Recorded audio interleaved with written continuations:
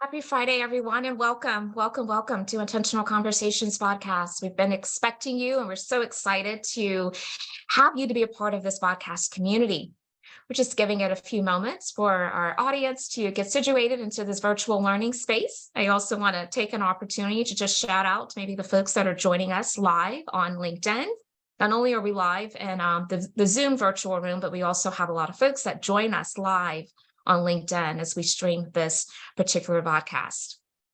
Cameras are not at all required, but they are encouraged. At NWC, we love to see smiling faces. And so if you feel inclined to be able to turn those cameras on, we would gratefully appreciate it. But if you also are just here in an auditory capacity, we respect that as well. Nonetheless, we're just grateful for you being a part of our community.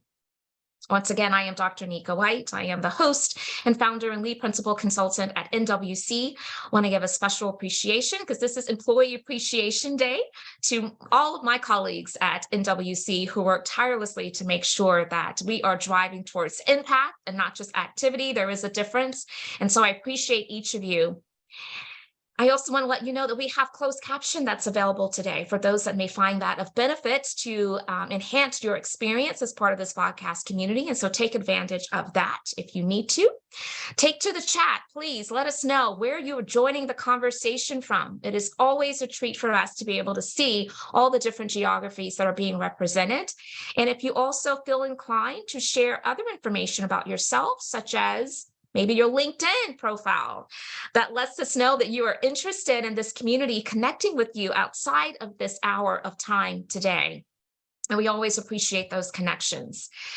Once again, I'm Dr. Nika White, pronouns she, her, hers, and this is Intentional Conversations VodCast, where we intersect conversations concerning diversity, equity, and inclusion with leadership and business. Welcome.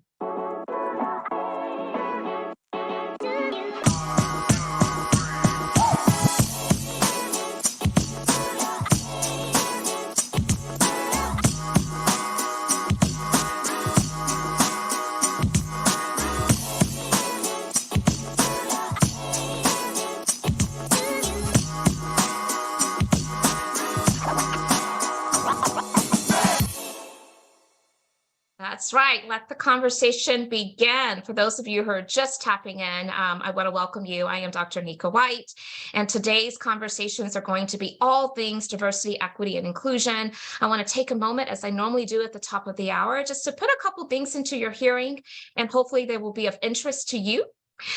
First and foremost, we are in Women's History Month. We just came out of Black History Month. And so I want to backtrack just a little bit to say what I've been amplifying all month long in February, which is that while that is the national observance of Black history, Black excellence, right? We certainly want to make sure that we continue the momentum of continuing to amplify Black voices in all spaces, all disciplines, making sure that we are not forgetting about the wonderful things and accolades that so many of us in this community provide as Black Americans. And so I just want to make sure I continue to put that into your hearing.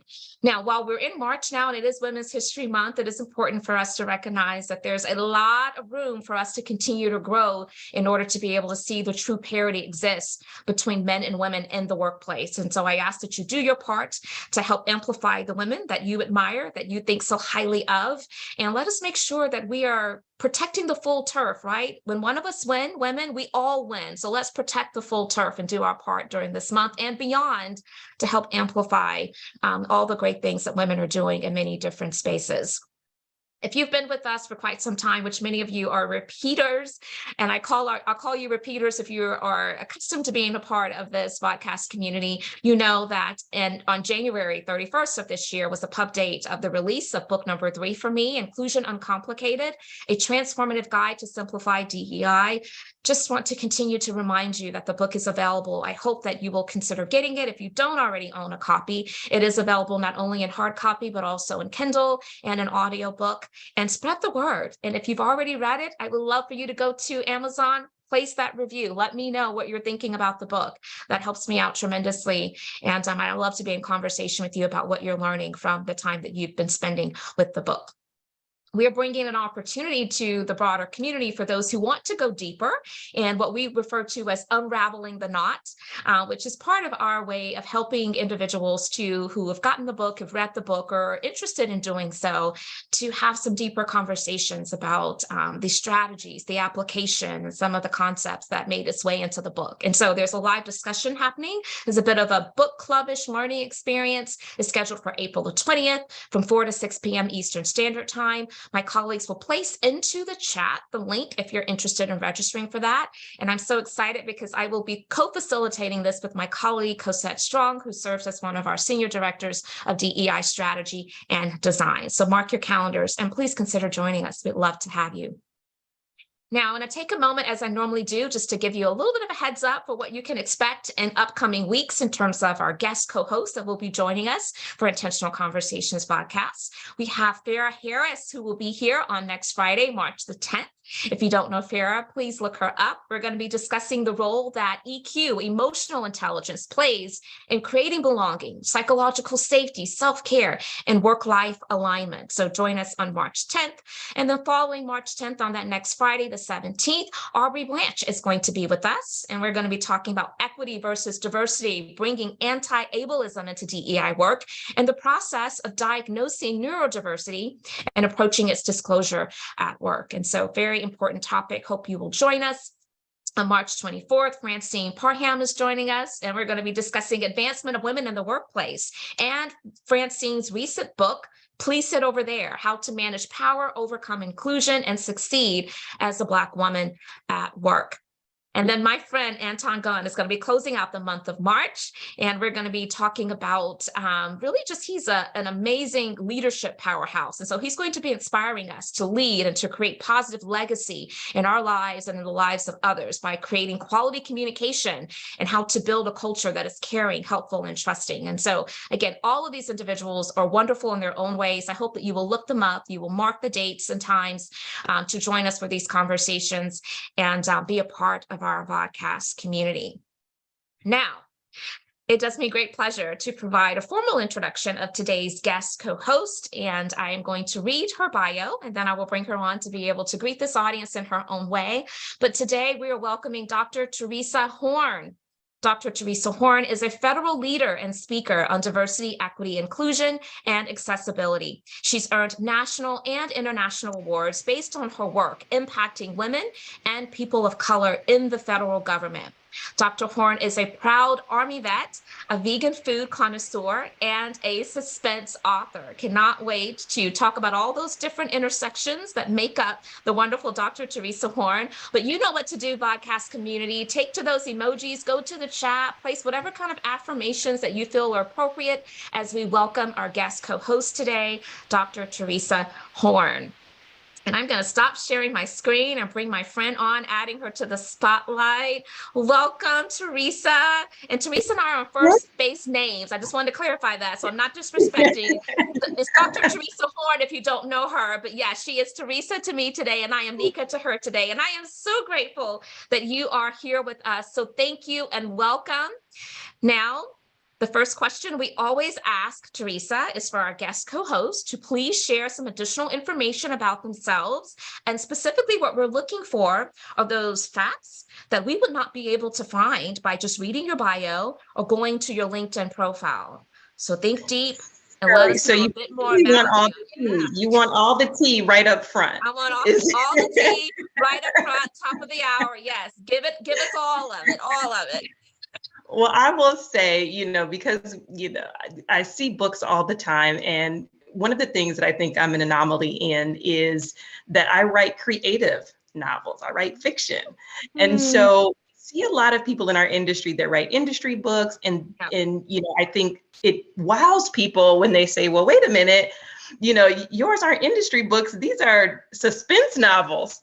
And so I think that is one of the shocking things I get all the time when I say, hey, go check out my books. And then people think that they're going to get an industry book, and it's not that. So just letting you guys know when you check those links out, and they should be flying here in the chat so that you can find my novels. You can look at those on trhorne.com. That's my moniker that I write under. That is so amazing. Yeah. Yeah, interesting fact. So some people do know that I'm a military veteran, an Army veteran, proud and true. But there's also some things in terms of like veganism and fitness that people don't align with military people. And so if anyone has been in the military on the call, then they know that there is no vegan options in the military. And so we have to find our way. And so there's a lot of really cool things I do with my vegan lifestyle, and just doing it more in a mentally healthy way.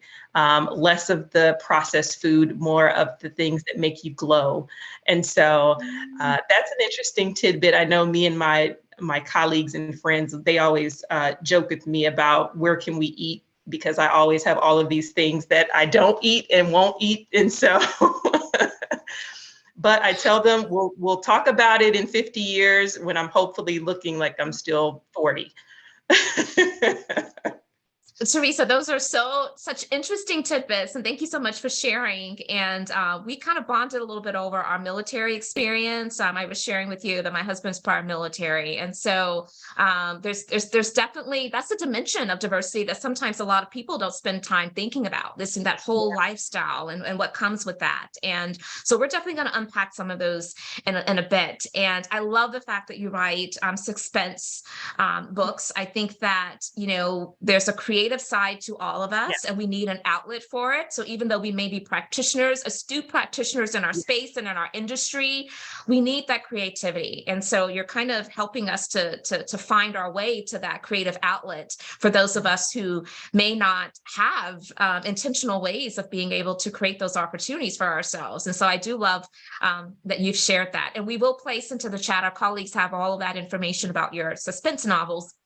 So we're going to place that into the chat for this community to be able to take advantage of that. And Nika, I will say too that it's a release for me to write and not read about what I do every day. And so for me, it's therapeutic, and I will get into a zone and be able to think about other worlds and other people and their characters in my book. So it's really a release for me. So I know some people ask, how do you sort of self-care and get out of this work where you're not consistently emotionally tied to what's going on in society and then what you're doing at work. And so that's one of those ways that I tell folks is, you don't always have to tie everything to your job. It's absolutely, you're a whole person. Yeah. And we need that because we know that our space, our work can be really heavy. And if we don't have those outlets, then it certainly can compromise our ability to really lean into that self-care, as you mentioned. And so all of my books have definitely been industry related. And so I need to, you're inspiring me. I need to figure out some ways that I allow my creativity to flow and give myself that outlet. I tend to find that travel is that for me.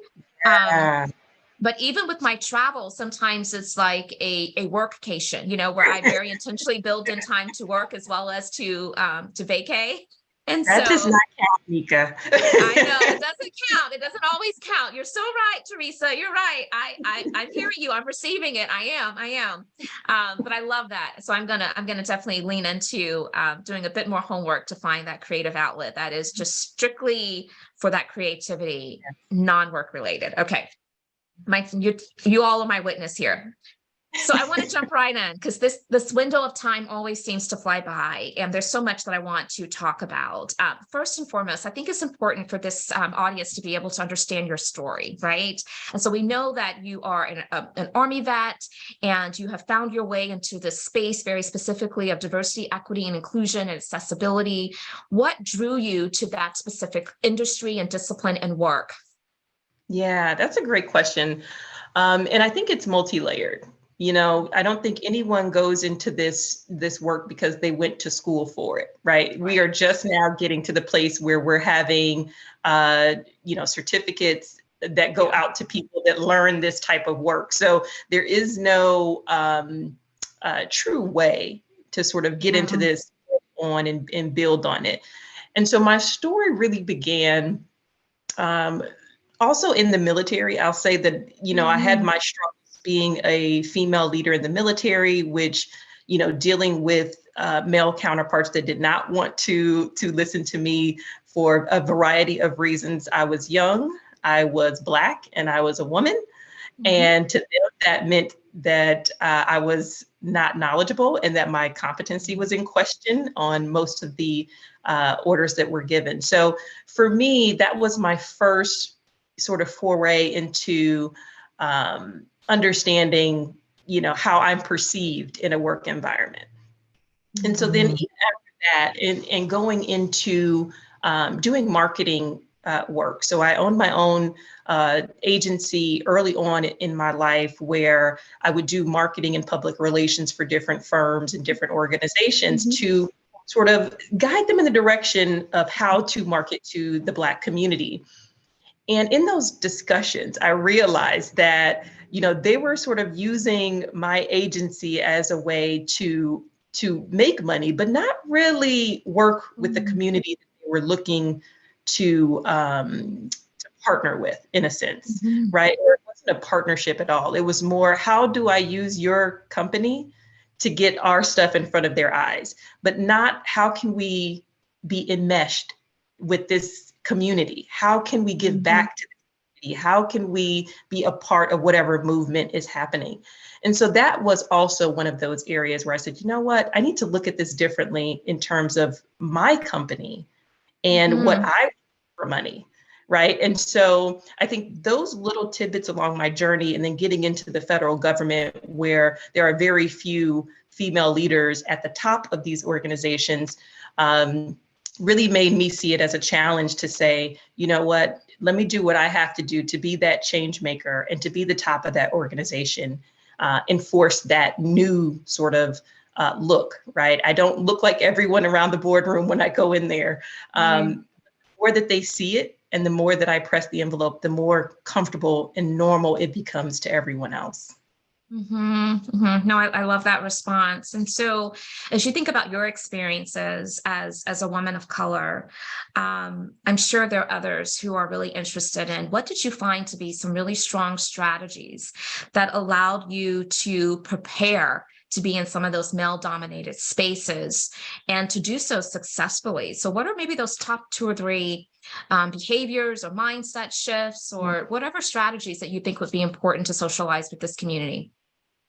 I would say for me, what has worked is really understanding the art of negotiation and persuasion.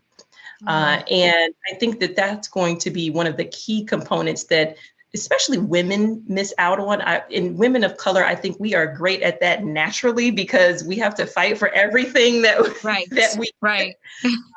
But I think it's important for us to lace that in with the system that we are going up against, right? So understanding how to negotiate and persuade in particular settings, right? So we're great at that in terms of getting things done for our business or things that we want to do. Or this is what I found within myself, that running my own business, right? I could negotiate and persuade in a way that was beneficial to me.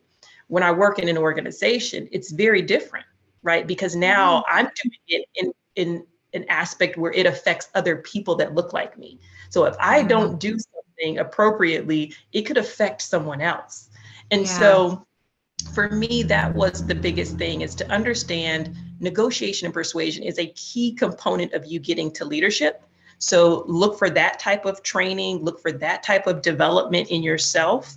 And I think that will take you far in knowing how to negotiate in places where you're not looked at as competent, where you're not looked at as a value add, and not taking that personally, but looking at it as a way to say, okay, that's one of the factors that I need to overcome. Negotiation and persuasion skills. Absolutely. That is really important.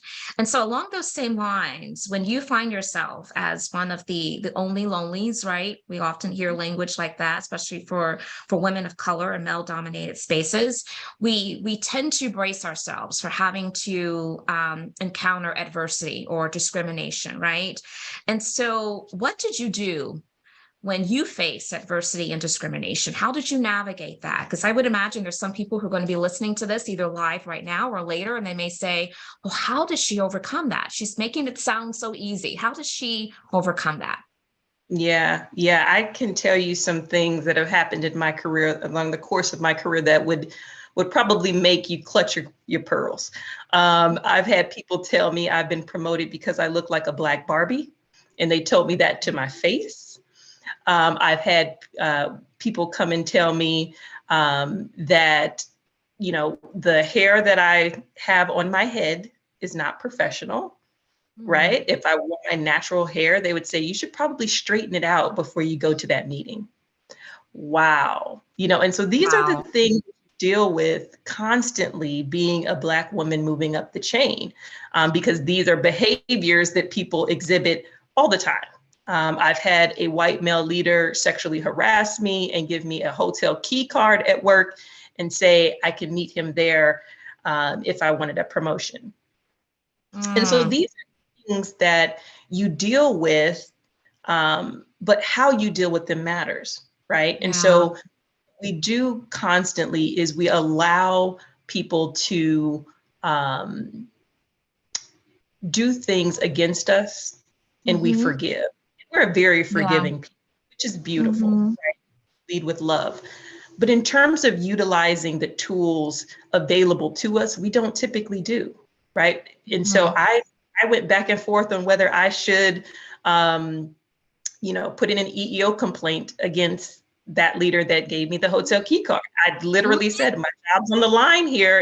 If this does not end well for me, my job's on the line. And no one will believe me over this white male, right? And he stayed after I complained, and I ended up leaving. I've had, white female leader tell me that I'm, going to be written up because I didn't stay late to help another white employee. Instead of saying I finished my job and I went home at the right time, they said, you're not a team player, so I have to write you up for not being a team player, which was basically saying, do more work for the effort. And this person is not getting written up for not doing their work in the time allotted, but I'm going to write you up.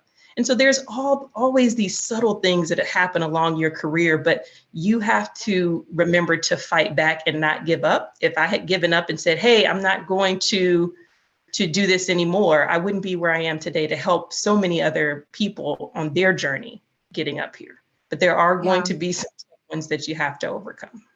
Yeah. So the adversity is not always in vain, because hopefully we're growing, we're learning, we're getting stronger, and we're able to be a part of platforms where we can talk about how we overcame and inspire others to do the same, which is what you're doing today. So what you were describing, it comes to mind. I think it's kind of referred to as performance penalty, when people are able to kind of get their work done to where then the expectation is, well, okay, you've been efficient, you've been effective. Now we need you to also support and do extra work on this other end with all these other colleagues. And full stop. We need to make sure that we're not penalizing those who are high performers within the workplace. And so as you were talking, what came to mind was the need for not only having strategies, right, that you can pull out of your toolbox as you're navigating these complex workplace, issues. But it also reminds me of the importance of having the mental capacity and the emotional capacity to also endure while you were navigating. And I think back to the beginning when you talked about how you are a vegan food connoisseur, and that's part of, I would imagine, what helps keep you centered is, focusing on your health and even your creative outlets. And so what would you say, to just further amplify the importance of especially women of color, knowing that we are facing a lot of adversities? What should we be doing to make sure that mentally and emotionally we are at our best as we're navigating those challenges? I think we should all have our own self-care routine and keep that front and center. But I do want to remind women that they need a group, right? You need your own group that you can call and say, I just need to vent. I just need to talk about what happened to me at work today. Or, hey, I need some advice, and so it's important to have your own tight-knit group of individuals that understand what you're going through, and are there to help you through those moments. Because we talk about self-care so much, but when you sit by yourself and you've had something happen to you at work that has been discriminatory, it's like getting a stone thrown at you. And then if you go to that job, you're getting 4 and 5 and 6 stones thrown at you. At some point you're so beat down that you cannot repair yourself. And so that's in those reinforcements to help repair you, to go in and say, no, you got this, or this is what you do next.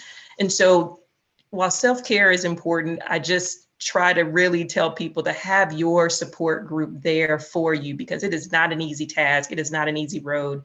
And if it is, please pave the way for others behind you, right?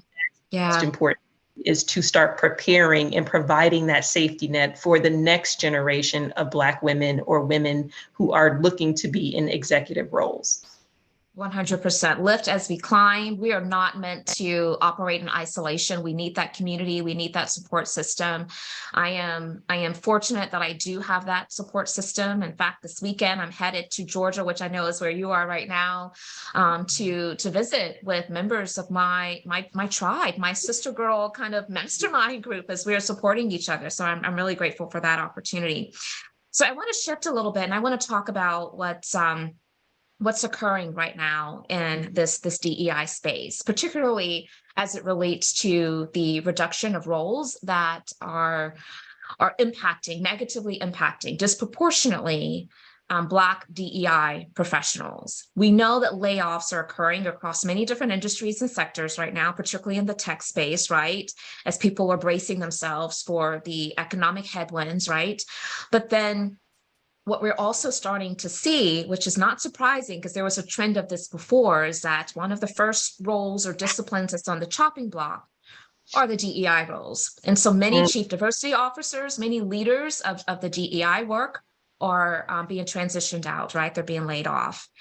And there's an article that went viral. I asked my team to actually place it into the chat, but NBC News reported on it, and I had a chance to have voice around what's occurring, and it went viral. I mean, it's been picked up so much now, and so it's lots of discussions around what does this mean for Black professionals that are in this space and for the work in general, knowing that a large percentage of those who are in the DEI space are Black and they are getting laid off. And that population also already represents a small percentage of the whole. For example, I believe it's 76% of professionals that are DEI professionals right now are non-Black. And so if the Black professionals are getting laid off, what does that mean? What does that say about the state that we're in? And what can we do about that? Yeah, I think it to me, and this is something that I think all D&I professionals, when we saw all the rollout of the positions, we were all talking in the background saying, oh, this is going to be interesting in 2 to 3 years. And so here we are where we knew we would be, which is that it was performative, right? This was all performative to say, I'm bringing in a new Black leader that I can tout on social media and in all of our websites and things like that, that we're changing, we're doing these things. When in actuality, they get those individuals in and they realize that those individuals are coming to create change at their organization. And so it's going to be uncomfortable. It's going to be difficult. They are going to shift your way of thinking and shift your culture if you allow them to. And so I think they don't see diversity and inclusion leaders as change makers. Right? Yeah. They see them as sort of the prop that they can sit up and say, we're doing something good now because we have a person. And then if you have a person of color, it's even better because now you finally have that one person on your senior leadership staff that is a person of color. And so I think that article laid bare, which great work on that. That article laid bare exactly what was happening and we're seeing happening in the background. And so because these companies are very forward to say this is who we're hiring, they are not as forward saying these are the positions we're doing away with. And so right now, I think is the time for individuals. If you are a part of an employee resource group, okay, I'm going to tell you the antidote to this issue. If you are part of an employee resource group, or you are a part of an advocacy group or organization that does work with any of these companies, you have a voice. So ask about what's going on with your diversity and inclusion in leadership, right? Ask about, are they investing in or taking away from that budget? These are things that you can do as an individual or as a group of individuals outside of that diversity and inclusion leader and outside of the diversity and inclusion office. And so it is all of our responsibility to make the spaces that we work in safe, healthy, fair, and equitable. It is not just the job of a diversity and inclusion leader or their staff. So I say this kindly to those on the call, even if you are not in diversity and inclusion at all, you have a voice in what happens to this. You have a voice in what happens at your organization. And if you don't, band together with those groups that do have a little bit of influence and power. Yeah, I just added the clapping hands emoji because yes, I agree with all of that. This work belongs to all of us. And I feel like this is an attack on not just Black DEI professionals or DEI professionals in general, but it's an attack on the entire body of work. And so anyone that cares about humanity, that cares about all of the constructs that allows us to center humanity, should have voice around this, right? We all have that level of influence, not maybe necessarily by authority and positionality, but just by influence of planting a seed with someone else and then letting that person plant a seed with someone else. We cannot sit idle around this conversation that is growing in speed. We need to change that narrative and help people to realize that it would be a significant mistake to allow us to undo the work that has already occurred and still has a long ways to go before really it has matured to a place where it's optimized. And so we can't give up hope. And so I do also want to make sure that we are leaning into, as you know, Theresa, you shared before, our communities of support, especially if you are a DEI practitioner. I have had many to reach out to me to say, hey, I'm nervous right now. Should I be looking for a new industry, a new job, and a new career? And and it's very disheartening. And so I definitely wanted to bring this. Yeah. Seeing this in Florida, where they're taking things out of the and Texas. Yep. And so it is a scary time. It is a scary time in terms of equity. And so anytime you can combat equity and they try to tie it to only race. And so I think that is another thing that we can go down that rabbit hole into how, anti-Blackness is at the core of a lot of this. But I think it's important to note that, it's rooted in equity for all. It's not just for any particular race. It's for people with disabilities. It's for women, for mothers, fathers. All of this work that we're doing is not solely based in race. Although anti-Blackness, I think, is at the core of why we're fighting as hard as we have to. Of course, you hit the nail on the head. That is precisely the reason why. And so I'm one of those that I believe in the both and. I don't want to dilute the message of anti-Blackness has to go, but I also want to make sure that we are being creative and innovative and strategic in our messaging and our approach, because we need all ingenuity around how do we solve for these big complex issues that are gaining a lot of speed, and so it's definitely concerning to me. And I'm kind of glad in a way that it went viral, because I believe that now it's creating greater attention to it for those who do care about it to be able to give voice to it. So we will continue to watch that and see how it's going to impact us in the future. So I want to talk a little bit about your time in Japan. Right. Yeah. So tell us more about your experience doing cultural work in Japan as a Black woman. And then tell us how that came to be. Yes. Well, I would tell you first off that it was probably one of the best places I've ever worked, even though we had some of the biggest issues. And the reason why is because, one, I'll tell you just a short story. So I accepted this role having never gone to Japan before, not even to visit. And so I didn't know what I was walking into. So I took a lot of time to just first acclimate myself with the culture so that I was doing things, right and in step and being as respectful as possible, because I do know that there are some things we do in America that are not acceptable and respectful in other countries. So, me coming over there, never having been there before, don't speak the language.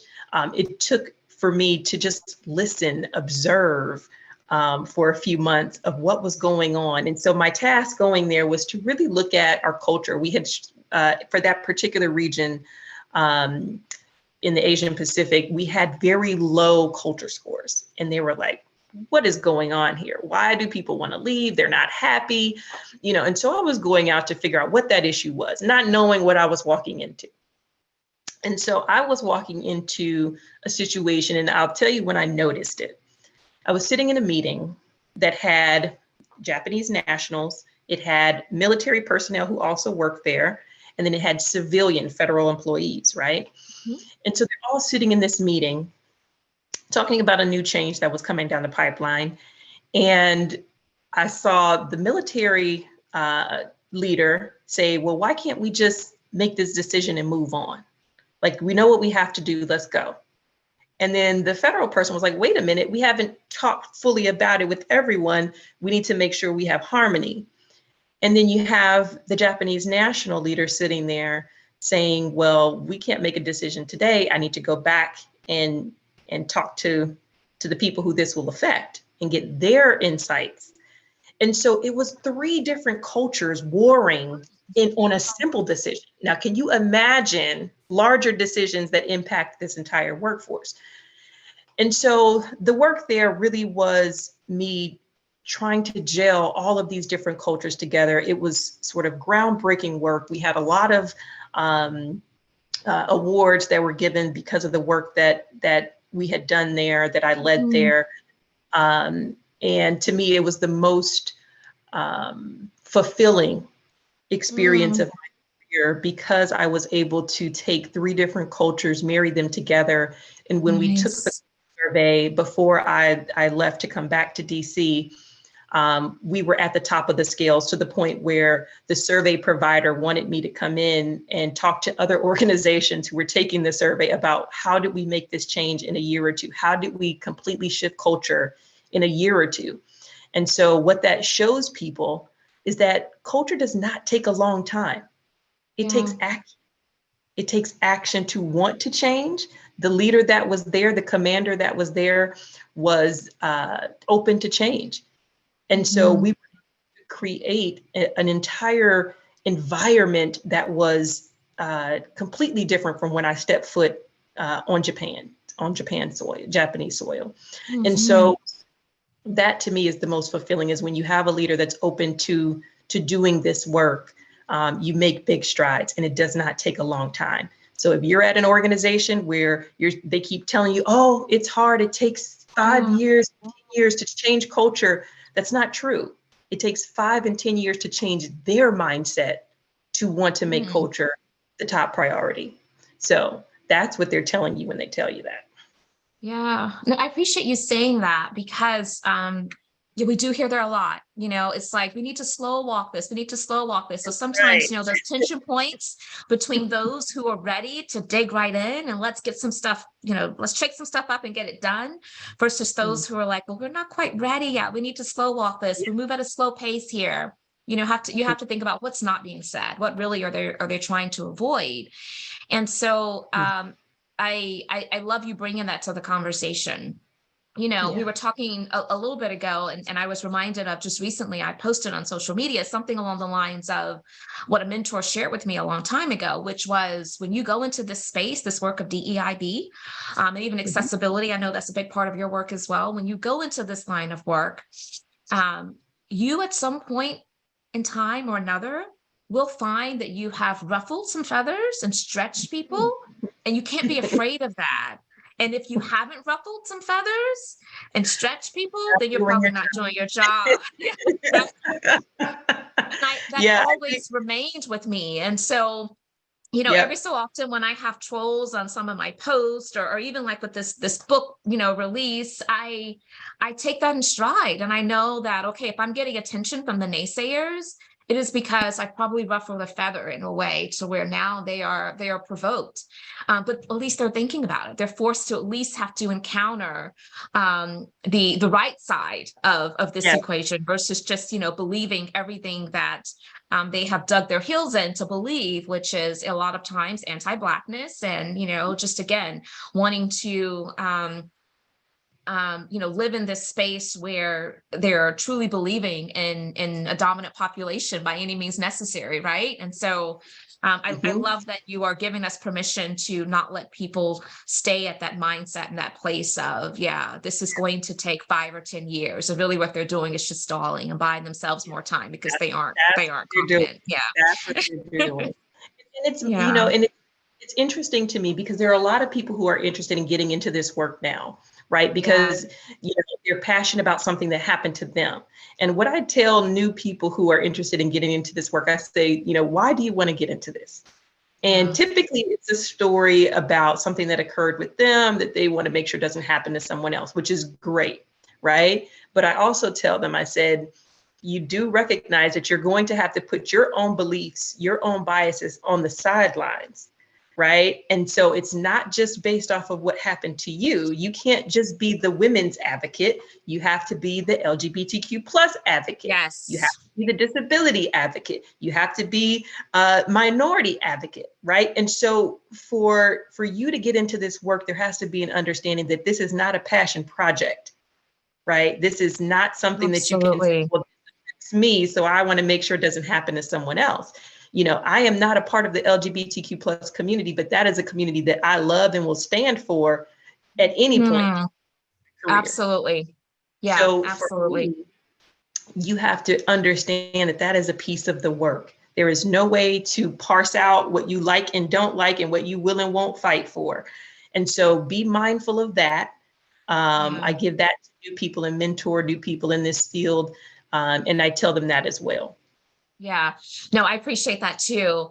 And that's important. I remember when I first got into this space, this is when I was actually doing this for an organization and not necessarily, under my own business.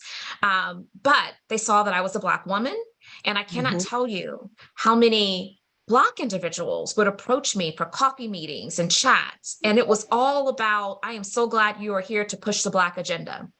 And I was always like, yes, I am always going to push the Black agenda. And there are a lot of other communities as well that are being discriminated against. And so, I think that naturally, because of our own personal intersecting identities, we tend to lean in more to those groups because we have those lived experiences as well. And there's nothing wrong with that. A lot of times people have noticed and they'll ask, seems like you have a lot of Black women that are on your VodCast. Yes, I do.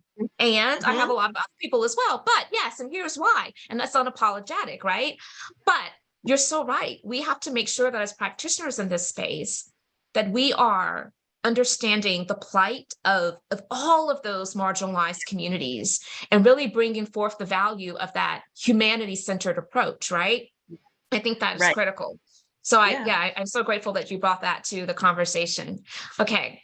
So usually by now I've already turned it over. So I'm watching the time. For those of you who are familiar with this community, you're probably saying, well, wait a minute, when are you going to open it up? We want to get in the conversation too. So here is your warning. I will go in and ask one more question before I actually turn that over, just to give you time to percolate on what kind of contributions you want to make to this discussion. But the way in which you can let me know that you're willing to be a part of our discussion today is you can either use the raised hand feature, and that will alert me, and I will make sure that I call on you. I'll add you to the spotlight. You can unmute yourself and share your thoughts or your questions. Or if you just decide, I want my question presented, but I want to place it in the chat and have my question presented for me, I'm happy to do that as well. So be thinking about those questions, and I'll give you a little bit of time with this next question that I will present to Dr. Horne.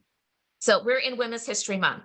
You have a lot of speaking engagements, I understand, that are coming up for Women's History Month.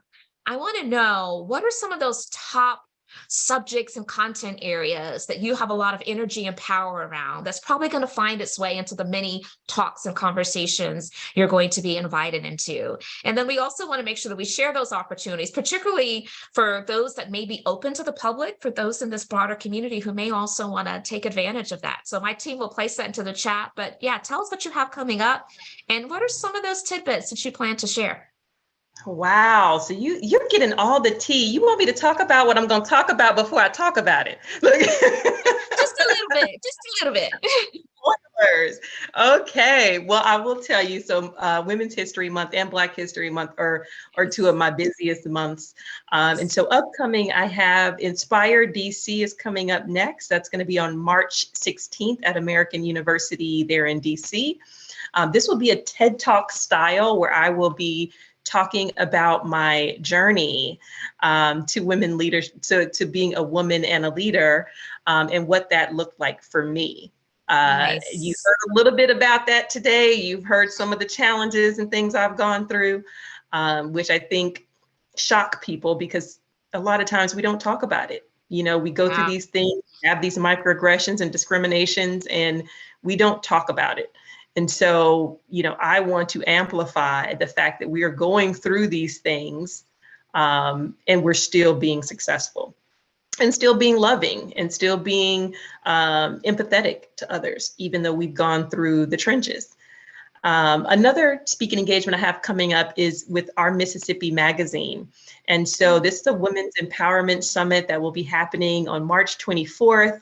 And so I will be hopefully talking about how I can empower women to be better leaders.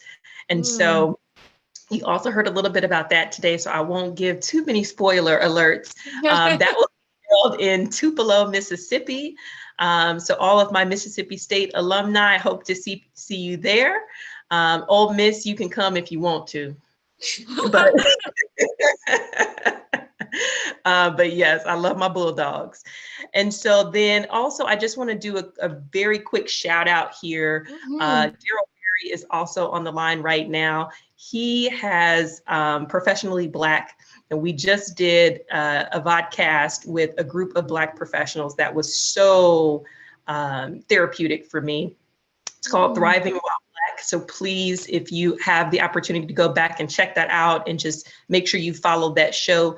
There's a lot of information that gets shared, a lot of therapeutic sharing and fellowship that happened on those shows. So I just wanted to do a quick plug for that. And then also in April, there's a corporate wellness executive summit that I will be going to talk about wellness in our community, because we know that mental health, psychological safety, how we provide self-care for ourselves and how we care for others is going to be a top thing that I would like to bring home at that particular engagement. Outside of that, I have government speaking engagements that are closed to the public, but that I really look forward to touching base with a lot of federal employees to make sure that they are supported as well. I love that. Lots of opportunities coming up for you. And we're so glad that you have those platforms to be able to extend the insight and the wisdom that you offer to so many different communities. And so I do see a question in the chat from Lisa White. So I'm going to present that on her behalf. Lisa says, I think the challenge is that the anti-DEI sentiment is being politicized. And I think it normalizes and amplifies the animosity that DEI professionals may face. How do you navigate those challenges? And so this is going back to that viral article that we talked about in the big discussion. So what would you say to that, Theresa? How would you navigate those challenges? There's a lot of kickback right now because of politics. I hate to tell you that. And for those who are federal employees, I don't know if you recall in the last administration, this was a big deal where anything diversity, equity, and inclusion that said that there was white supremacy had to be stricken. And so the fact that you can't talk about white supremacy and you can't talk about behaviors in a true and factual way, we are back there again, unfortunately, as we head into an election season.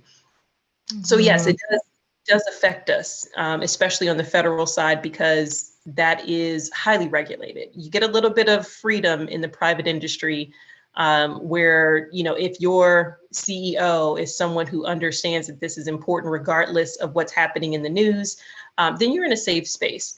But as Lisa said, this is politicized, and therefore we do have these hurdles that we have to jump over, things that we can't talk about. CRT is one of those that we have to stay away from. White supremacy, or any idea that there is a difference between minority and majority treatment have to be regulated. And so it does challenge me. It challenges how I'm able to help others. It's challenging me in a way where I have to find creative ways to get information to individuals, to help them see it on their own versus me showing it to them, if that makes sense. Yeah. Yeah, that's so interesting for me, Theresa. I have not yet subscribed to the idea of, I'm trying to be careful with my words, but I'm just going to say it, diluting the integrity of the message, right? I have not yet brought myself to that place. And quite honestly, I don't know if I will. I haven't really fully contemplated it. I'm just hoping that those issues are going to work themselves out and they're going to go away. But I do feel for, practitioners who are directly in those states and those geographies where they're having to navigate that day in and day out. And with the work that you do from a federal government perspective, obviously that falls directly within the consideration set of how in which you show up to these conversations. And so I feel for you. I do. And I feel for the others that are having to walk on eggshells in many ways, For sure right now. My heart goes out to anyone who is in the education field, because I know that they understand what is right and they understand what will help our children, and they're not able to do so. And that alone, knowing that and having to still push forward with that knowledge is very tough. And so I just wanted to give a shout out to educators that we see you, that we understand what you're going through, and there's a support system for you. Yeah, we see you. Absolutely. Absolutely. So as you were sharing some of your upcoming opportunities, you did give a shout out to Daryl Perry, and is a part of our community today. And he has shared into the chat, just want to draw attention to it, the hashtag. I don't know if Daryl, you want to say a bit more. I want to give you this opportunity. If so, it intrigued me. And so I'm sure there's probably some folks in this community who are also intrigued. If so, feel free to unmute yourself and I would love to spotlight you. Uh-oh, got put in the spot. Can you hear me okay? We can hear you, Daryl. Yes, feel free to share and say a bit more if you'd like. Sorry, the bow tie's not on right now. I'm in the trenches doing some work right now, but you're fine. Daryl Perry here. Yeah, Professionally Black is a series I made probably 3-4 years ago. I was interviewing Pierre Campbell. He's a leadership coach in Washington, D.C. And Trump was still in office at the time, so I asked him, "Hey, how do you feel about leadership at the White House as a leadership coach?" And he paused for about a minute to think about it. And then he answered eloquently. And then after the show was over, I said, "Why did you pause? Were you trying not to be the angry Black man?" And he said, "Yeah, you know how it is. I have dreadlocks in Jamaica and they're going to say it's racial because I said something about Trump." And from that point, I was already thinking about this idea, but I made the show as a way to have us have a safe space on LinkedIn to share as Black professionals. This is what I go through. This is how we can make it better. So it's not really a vent session. It's more so how do we make it better and how do we improve things. I know Michael's been watching that for a long time. I see a few other folks in the chat that also watch it. So great that Theresa shouted it out. I love that she helped the show and she's been a friend ever since. And it's just a way to just give back. I don't work in DEI, so I don't want anybody to ask me DEI questions. I am an end user consumer. I'm not a practitioner, but I'm an end user consumer. And by way of that, I say, since I have an audience on LinkedIn, I'm going to use it for good. So it's just me trying to share my piece. No, I love that. I love that. You're doing your part. And that's, again, it belongs to all of us. You're doing your part. Go ahead, Theresa. That was exactly what I was going to say, is that this is a prime example of someone who had saw a gap and filled that gap because they cared. And so when we're talking to people about, you have the power, you have the influence to do it in your own way, to move the needle, this is a prime example of that. And it is very successful. It's very therapeutic. It's a safe space. And so it is necessary. Awesome. Well, thank you for saying that, Queen. Thanks for letting me put you on the spot, Daryl. I'm glad this community got to hear a little bit more about that from you. And I see that you have shared in the chat the hashtag Let's Leverage. And you mentioned Michael. So Michael is a friend of our podcast, and he's one of those that continues to show up week after week. And so that's actually how Theresa, you and I connected. And so anyway, I wanted to give a shout out to Michael as well. See, he's doing his part, right? Yeah, definitely. He's always got some jokes in there on Black LinkedIn. But yeah, Dr. Nika, we got to talk. We'll catch up. Okay, fantastic. I would love that. Thanks for joining. Okay, so we're getting to the top of the hour. One of the things that I often like to do, Theresa, is give our guest co-hosts an opportunity to, as you think about all that we have talked about, now I want you to shift and think about what have we not yet touched on that you have a lot of, energy around and passion for, and that you want to socialize with this community. What are some of those things? Well, I think, one of them, we touched on it a little bit, and I want to get I get to put on my host seat and ask you a question. Sure. And so I know that there has been a McKinsey study around women in the workplace, and it showed that in around 2019, we had probably the most women in the workplace at that time, right? So this is pre-COVID. But now we're looking at data that says 41% of women want to be executives, right? Which means that they're actively trying to be executives. But then there's only about 5% women of color that are in those roles, and maybe 21% of white women that are in those roles. So, how do we go about sort of helping women of color bridge that gap where, there's a high potential for us to move into those roles?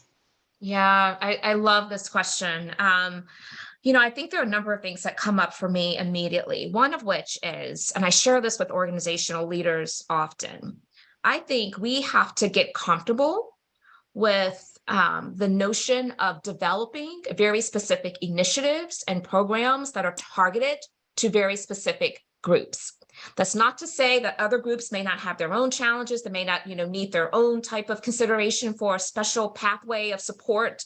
But when it comes to women of color, specifically Black women, I think that it's okay for us to create these very strategic plans and initiatives. I have a client, and I won't share their name because I don't know if this is a program that's kind of widely, communicated, but they developed a program that we helped them develop a program that's very specific for their top tier Black women executives, right? And it was data driven that allowed them to say there's a huge disparity gap between the experience of these women in our organizations versus all other leaders, that are not Black women. So what can we do? And through this program, there were a lot of initiatives and ideas that surfaced just simply by being focused on that group. Sometimes we like to solve for having a one-size-fits-all approach, and that's not always the best way.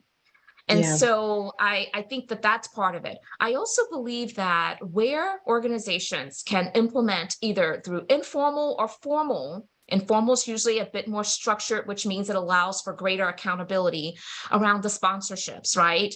Helping those women, which is different from the mentorships. Mentorships are important, but that is, kind of standing in solidarity with someone, helping to support them, be a resource. But sponsorship, they are judged and evaluated off of their ability to help the individual in which they're assigned to have that upward mobility, right? And so it's just a different outcome when you are charged with this is your responsibility. Your success looks like this Black woman having success, right? And so I think that we have to get a bit more intentional about creating those opportunities and holding people accountable for those types of results.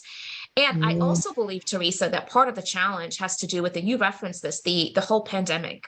I think that when women, particularly women of color, were able to then be a part of spaces that were more comfortable for them outside of the physical work environment, it created an opportunity where they felt safe, but then it also created a potential problem of the visibility lacking a little bit from having the access to those in positions of power and influence to help, tap them for specially assigned projects, or to put them in the consideration set for sharing some context around, big decisions that could help, put them in a position of knowing some intel intel that would make their trajectory even more plausible. And so we can unpack this for a whole nother hour, but there's a lot to be said for just, again, thinking about being intentional and being okay with, we need a very special program for this group without all of the chatter of, well, what about this group? What about this group? What about that group? Right? The all lives matter. They do, but the all lives matter to me, oftentimes it's just a crutch for people to not pay attention to where the greatest need may exist. Right? Exactly. So anyway. No, I think you hit the nail on the head 100%. I know we're down to our last time here, but you are spot on with that. And we can go down the hybrid remote role and how that affects people of color in the future. But I think you had a segue perfectly into that. Yes. Well, it has been such a pleasure. Thank you for saying yes to our invitation. Thank you for sharing your wisdom, your knowledge, with this community. And we certainly have to invite you back because I feel like we probably could have gone on for another hour or so. Michael, thank you for the connection point. I do appreciate you, my friend, and wishing each of you a healthy and safe weekend. And we'll hopefully see you back here next Friday, same time, for another Intentional Conversations VodCast. Thank you all. Thanks, everyone.